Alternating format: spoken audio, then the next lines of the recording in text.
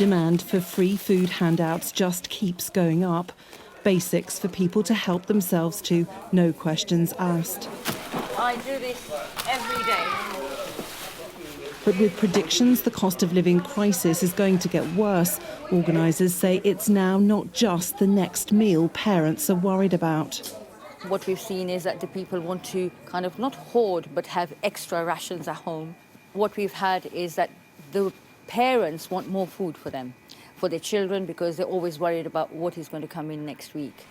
But for some, the fear of not being able to feed their children has already become a reality. Sultana Begum is a single mother on benefits with 2 young children. There have been times, she admits, they've had to go hungry, and they wouldn't survive now without the food bank and her family.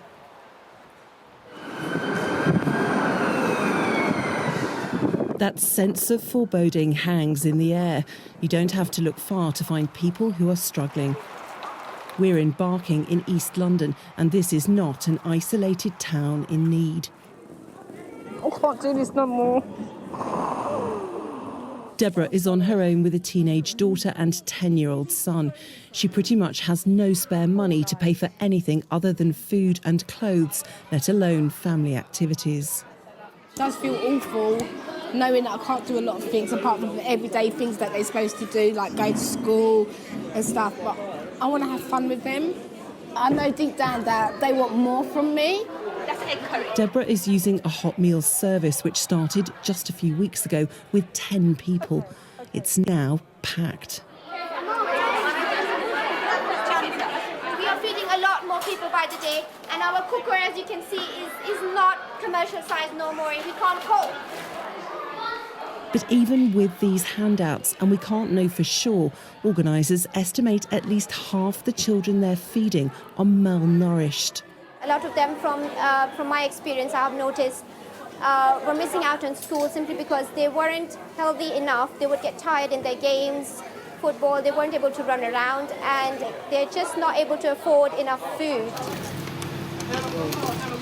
Everything is eating up money, and even in the local laundrette, where energy prices have pushed up costs, parents tell us of the impact on their children. You sort of think, I can't afford to wash their clothes. Yep, that's true. Before, we used to wash our clothes in about 3 times a week. So now probably we have to make sure you have to wash twice a week. I can't afford, yeah. All the washing powder, the air conditioner, everything is high.